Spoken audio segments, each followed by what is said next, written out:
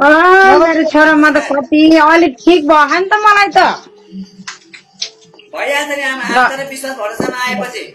छोराले औषध दिएको होइन छोराले औषध दिएको होइन धेरै मेरो कतिजना साथीहरूले मेरो पनि दुख्छ यसरी के गर्ने हो भनिराख्ने अनि अब त मेरो सन्चो भएपछि म त मेरो बाबुलाई त्यहाँ जोइन भएर फलो गरेर औषधि सबै गर्ने भए मेरो राजा जस्तो छोरो रहेछ भन्छु मैले राजा राजा पनि आउँदै हुनुहुन्छ अब केही समयमा ओरिजिनल राजा ओ मेरो राजा जस्तो छोरो मैले फेला पारे मलाई त कति सन्चो भयो भन्छु नि अब मैले भित्र दुख्यो अनि भित्र भित्र भित्र भित्र सिल्का हान्छ जस्तो लाग्ने एकदम पाटिए जस्तो हुन्थ्यो कि अब आजको दिन चाहिँ मलाई त्यस्तो भएन कि घरिघरि भए पनि पुरो भएन आमा यस्तो यस्तो नि त आमा अब कति दिनलाई मैले भनेको त्यति दिन लगाउनुहोस् ट्याग निको हुन्छ आखिर औषधि घरमै छ मैले के नै गरेँ होला मैले त एउटा बताइदिएको अब डक्टर होइन के गर्नु होइन हो के अरे त्यस्तै बिदिङ पाउँछ सबै डक्टरको औषधि नि गरे लामा धामा के हो हेर्ने खोज्ने सबै कुरा गरेको हो छोरो नभेटाएर रहेछ के म त यसै गरेको बाटो म त हिजो लगाउने बेला त के अरे तपाईलाई देखे हेरे अनि फेरि शिवजी भगवान मैने र मलाई हेरेर यसो गरेको जस्तो त्यस्तो कल्पना गरे विष्णु भगवान लक्ष्मी माता ल मैनेर बसेर मलाई औषधि गरिदिनु है भनेर लगाएर म त सुतिहालेँ अब केही दिनपछि मैले भनेको समय अनुसार त्यो कति दिनसम्म मैले लगाउनु भनेको छु आखिर त्यो औषधि मैले बनाइदिएको होइन नि आमाले आफै बनाउनु भएको मैले सिकाइदिएको मात्रै हो तर सबैलाई त्यो औषधिले लाग्दैन है आमा त्यो औषधिको गर्दाखेरि मैले हेरेर गरिदिनु पर्छ मान्छेको उमेर अनुसारको गर्नुपर्छ फेरि त्यो औषधि अरूलाई लाउन दिनु होला छुँदैन फेरि तपाईँलाई गाह्रो बनाउँछ अरूलाई दिन्न मैले तपाईँसँग के अरे ल मेरो साथीहरू मलाई यस्तो यस्तो भयो एउटा के अरे बाबु हुनुहुन्छ के अरे उमेश भन्ने बाबु हुनुहुन्छ यसरी जोइन हुनु उहाँले मलाई गरिदिनु भएको आफै गर्ने हो औषधि चाहिँ उहाँले बताइदिनुहुन्छ भनेर भन्छु भनेको के मेरो धेरै साथीहरू यस्तो छन् कि त्यसरी हो किनकि म हेर्नु आमा डाक्टर पनि होइन आयुर्वेदिक पनि होइन त्यसले गर्दा सबैभन्दा पहिला हस्पिटल जाने हस्पिटलले के भन्छ हस्पिटल सुधा भएन भने धेरै खर्च भइसकेको हुन्छ यहाँ कुनै शुल्क लाग्यो आमालाई पैसा लाग्यो आमा उपचार गर्दा हजुर लागेन 1 रुपियाँ पनि तिर्नु भयो त मलाई तिर्नु भयो भनेर भन्नु त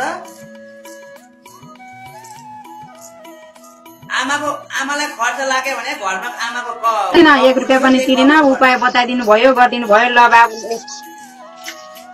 हो त्यही आमाको खर्च भनेको त्यो 10 रुपियाँको तेल 50 रुपियाँको लाग्यो होला आमाकै घरमा थियो आमाले त्यही बसेर गर्नुभयो मैले हेरेर भगवान पशुपतिनाथलाई शिवजीलाई पुकारे मेरो यो आमालाई निको गरिदिनुहोस् उहाँलाई साह्रै गाह्रो परेको छ दुःख परेको छ खुट्टाले गर्दा हिँड्न सक्नु भएको छैन भनेर मैले एउटा भगवानसँग आस्था र विश्वास तपाईलाई एउटा भगवानसँगको एउटा प्रार्थना गरेर मात्रै मैले गरेको थिएँ देख्नु पनि भएको थियो होइन आमा हजुर हो बाबु हो अनि मेरो त्यो घोडा नि दुख्छ ओह्रालो हिँड्न मिल्दैन घरि हो त्यो लाउनु हुन्छ होला नि बाबु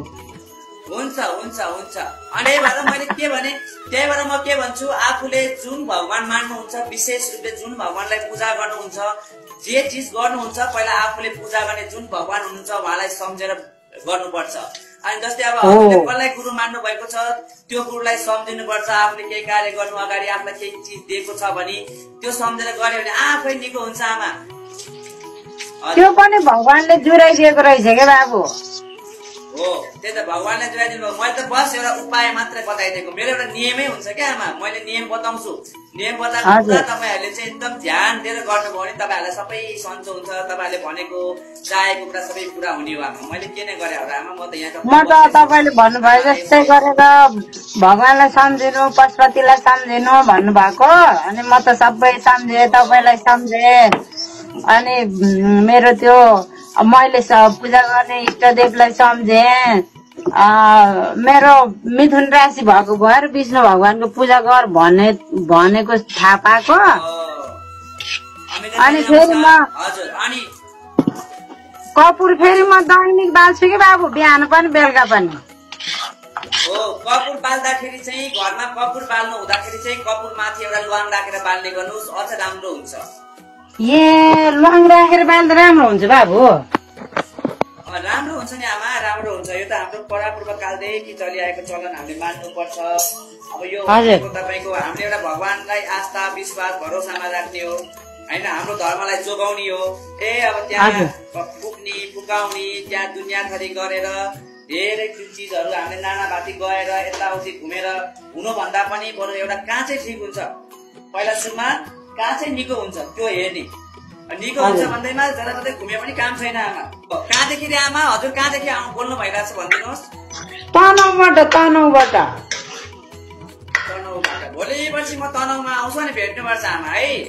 ए हुन्छ बाबु, कहिले आउनुहुन्छ, कहाँ आउनुहुन्छ? म अब असोजतिर मेरो प्लानिङ हुँदैछ है।